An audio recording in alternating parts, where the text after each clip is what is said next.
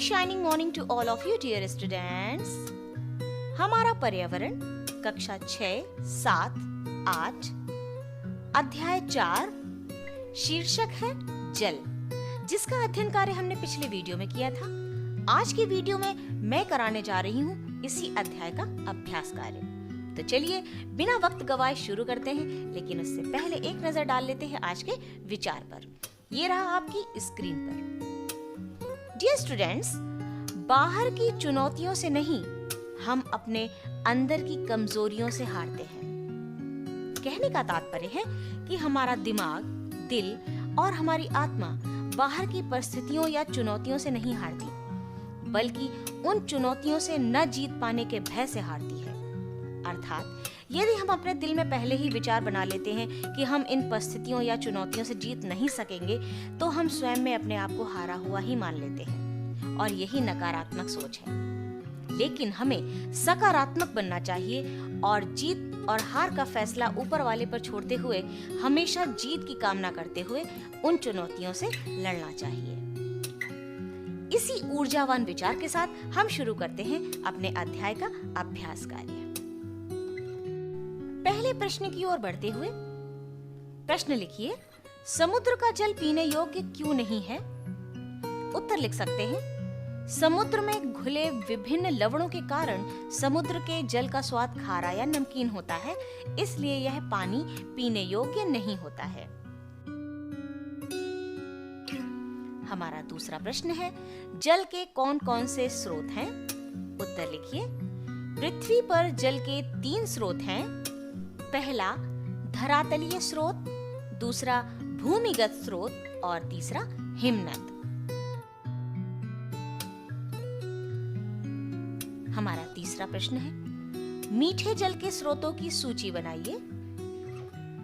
उत्तर लिखिए, नदी, तालाब एवं झील मीठे जल के स्रोत हैं। छोटे छोटे से प्रश्न हैं, इनको आप अपनी कॉपी पे लिख लीजिएगा।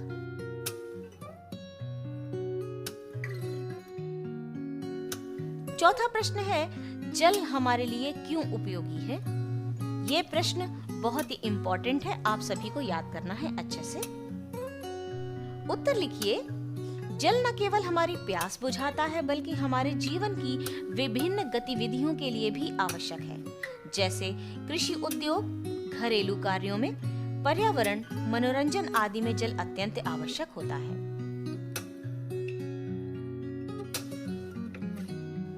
अगला प्रश्न है, जल के धरातलीय स्रोत से आप क्या समझते हैं? उत्तर लिखिए, पृथ्वी की सतह से प्राप्त होने वाला जल धरातलीय स्रोत के अंतर्गत आता है, जैसे समुद्र, नदियां, झीलें, तालाब आदि। बढ़ते हैं अपने अगले प्रश्न की ओर। प्रकृति में जल किन किन रूपों में पाया जाता है? उत्तर लिखिए, प्रकृति में जल 3 रूपों में पाया जाता है, जैसे ठोस, द्रव और गैस। पहाड़ों पर जमी बर्फ जल का ठोस रूप है। नदियों, तालाबों, झरनों, समुद्रों आदि में बहता पानी जल का द्रव रूप है। वायुमंडल में उपस्थित जल वाष्प जल का गैसीय रूप है।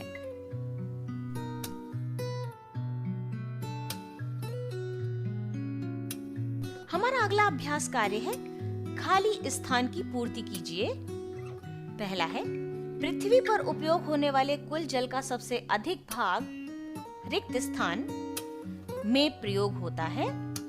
दूसरा है, समुद्री जल में लवणों के घुले होने के कारण ये जल रिक्त स्थान होता है। तीसरा है, हिमनद रिक्त स्थान जल का स्रोत है। और चौथा है, पहाड़ों पर जमी बर्फ जल का रिक्त स्थान रूप है। डियर स्टूडेंट्स, जो इन रिक्त स्थानों में आपको भरना है वे शब्द हैं का सिंचाई, खा खारा या नमकीन, गा स्वच्छ एवं मीठे और घा है ठोस।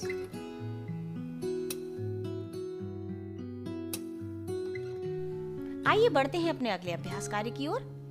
सही वाक्य के सामने सही, तथा गलत वाक्य के सामने गलत का चिन्ह लगाइए।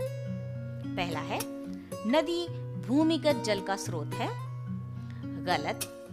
दूसरा है, जल ठोस, द्रव तथा गैस तीनों रूपों में पाया जाता है। सही। तीसरा है, समुद्र का जल मीठा होता है। गलत। और चौथा है, प्रत्येक जीवधारी के लिए जल अत्यंत महत्वपूर्ण है। सही। आइए हम बढ़ते हैं अब अपने अगले और अंतिम पड़ाव पर। सही मिलान कीजिए। 2 सूचियां हैं, का और एक तरफ है खा, जिनका मिलान करना है।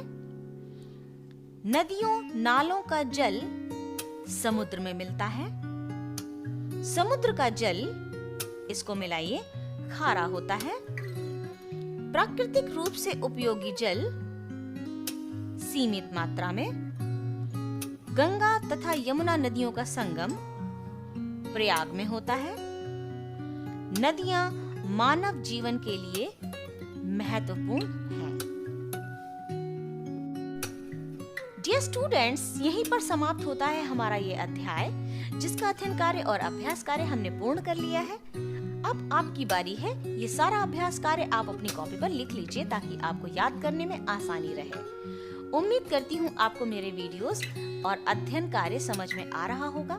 इसी तरह मन लगाकर पढ़ते रहिए, चैनल सब्सक्राइब कीजिए, वीडियोस देखते रहिए और शेयर भी कीजिए। आज के लिए इतना ही। मिलते हैं अगले वीडियो में एक नए अध्याय और उसके अभ्यास कार्य के साथ। तब तक के लिए अपना ध्यान रखिए, खूब पढ़िए, खूब बढ़िए। Thank you.